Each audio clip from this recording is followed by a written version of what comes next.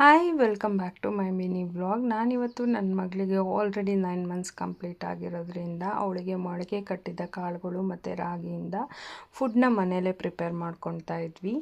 ರಾಗಿ ಮತ್ತು ಮೊಳಕೆ ಕಟ್ಟಿದ ಹುರುಳಿಕಾಳು, ಹೆಸರು ಕಾಳು, ಕಡಲೆಕಾಳು, ಮಕಾನ, ಬ್ರೌನ್ ರೈಸ್ ಮತ್ತು ಕೈಂಡ್ಸ್ ಆಫ್ ಮಿಲ್ಲೆಟ್ಸಲ್ಲೇ ತುಂಬ ಬೇರೆ ಬೇರೆ ವಿಧಗಳು ಬರುತ್ತೆ.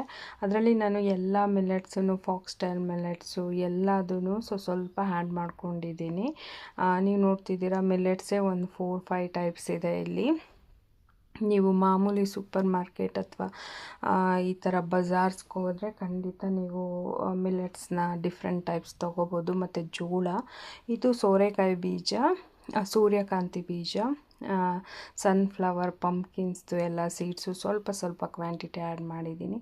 ಅದಾದಮೇಲೆ ಬಾದಾಮಿ, ಆಬ್ವಿಯಸ್ಲಿ ಡ್ರೈ ಫ್ರೂಟ್ಸು, ಪಿಸ್ತಾ ಎಲ್ಲ ಕ್ವಾಂಟಿಟಿ ನೋಡ್ಕೊಂಡು ಆ್ಯಡ್ ಮಾಡಿ. ಯಾವುದೇ ಕೂಡ ಡ್ರೈ ಫ್ರೂಟ್ ಕೂಡ ಮಗುಗೆ ಜಾಸ್ತಿ ಆಗಬಾರ್ದು.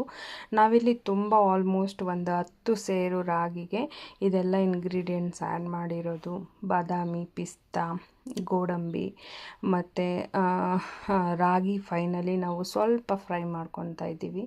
ಸೊ ನೀವೇ ನೋಡ್ತಿದ್ರೆ ಆಲ್ಮೋಸ್ಟ್ ಎಲ್ಲ ಆಯಿತು.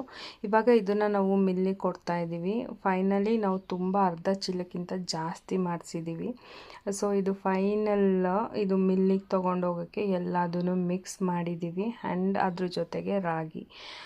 ಸೊ ಈ ಥರ ನೀವು ರಾಗಿ ಸರಿ ಪ್ರಿಪ್ರೇಷನ್ಗೆ ಮಾಡ್ಕೊಂಡಿಟ್ಕೊಂಡ್ರೆ ಆಲ್ಮೋಸ್ಟ್ ನಿಮಗೆ 4ರಿಂದ 6 ತಿಂಗಳವರೆಗೂ ಫುಡ್ನ ನೀವು ಈಸಿಯಾಗಿ ಪ್ರಿಪೇರ್ ಮಾಡ್ಬೋದು.